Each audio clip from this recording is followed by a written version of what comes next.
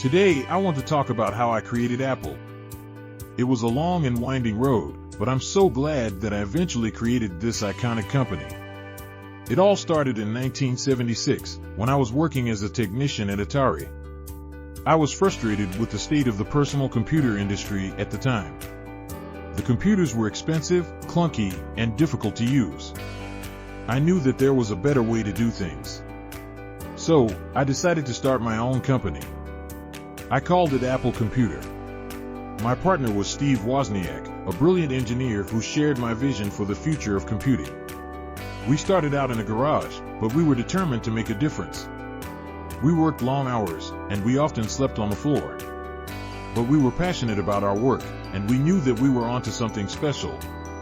In 1977, we released our first product, the Apple I. It was a simple computer, but it was a hit. We sold thousands of units, and we were on our way. In 1979, we released the Apple II, which was a major breakthrough.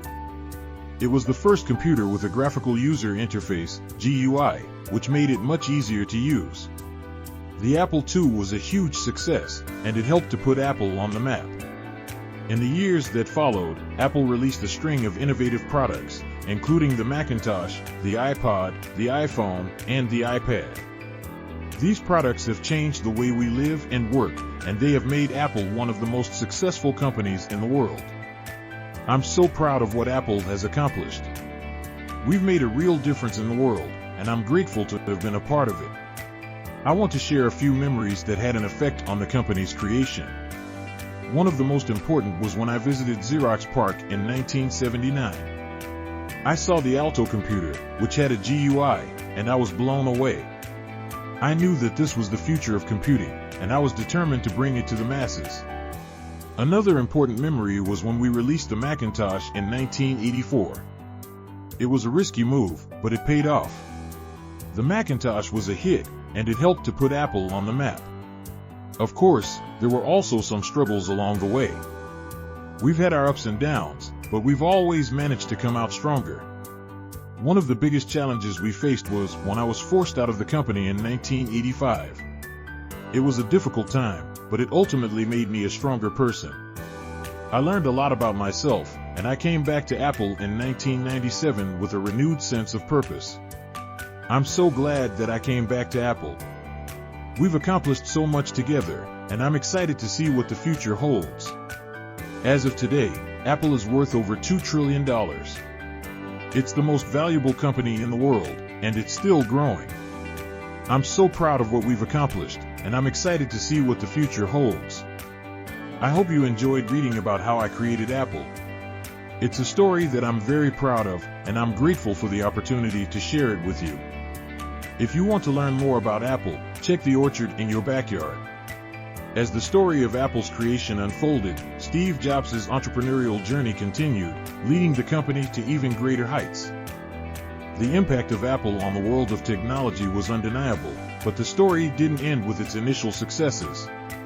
Here's what happened next. Encouraged by the early triumphs of the Apple I and Apple II, Steve Jobs and his team were fueled by a relentless drive to push the boundaries of innovation. They understood that the true potential of Apple lay in creating products that seamlessly integrated technology into people's lives.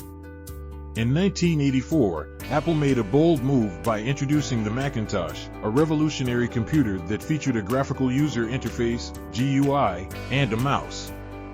The Macintosh brought computing to the masses in an entirely new way, making it more intuitive, accessible, and user-friendly. It was a turning point for Apple and the industry as a whole. Despite its groundbreaking technology, the Macintosh initially faced challenges in the market.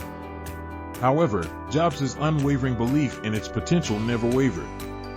He recognized the importance of persevering and creating a unique user experience that would set Apple apart. Over time, Apple's persistence paid off. The Macintosh gained traction, and its impact on the industry became undeniable. It solidified Apple's reputation as an innovative force, setting the stage for future successes. But Apple's journey wasn't without its struggles. In 1985, Jobs experienced a difficult period when he was forced out of the company he co-founded. This setback, though painful, became a transformative moment for Jobs. It allowed him to reflect, grow, and gain a new perspective on his vision for Apple's future. In 1997, Jobs returned to Apple, infused with a renewed sense of purpose. He became the driving force behind a remarkable comeback. With a relentless focus on design, simplicity, and user experience, Jobs led Apple to create iconic products that would change the world. Under his guidance, Apple introduced groundbreaking innovations such as the iPod, which revolutionized the way we listen to music, and the iPhone, which transformed the mobile phone industry forever. These devices seamlessly integrated hardware, software, and services, offering a cohesive ecosystem that resonated with consumers on a global scale. The success of these products propelled Apple to new heights, making it the most valuable company in the world with a market capitalization exceeding $2 trillion. Apple's influence extended far beyond technology. It became a symbol of elegance, quality, and innovation, with a loyal fan base that eagerly awaited each new release. Today, Apple continues to redefine industries with products like the iPad and Apple Watch, while expanding its services through initiatives like Apple Music and Apple TV+. The company's commitment to excellence, design, and user experience remains at the core of its identity. Steve Jobs' legacy lives on through the impact Apple has had on the world. His relentless pursuit of perfection, emphasis on simplicity, and dedication to creating products that seamlessly integrate into people's lives continue to shape the company's DNA. So, as you navigate the digital landscape, take a moment to appreciate the far-reaching influence of Apple. Behind every device, every app, and every elegant design lies a story of passion, innovation, and the enduring spirit that has made Apple a true icon of the modern age. Apple's commitment to pushing the boundaries of technology and creating transformative user experiences remains as strong as ever. With each new product release, Apple strives to exceed expectations and surprise the world. The company's ability to anticipate consumer needs and desires, coupled with its dedication to blending hardware, software, and services seamlessly, continues to set it apart in the fiercely competitive tech industry.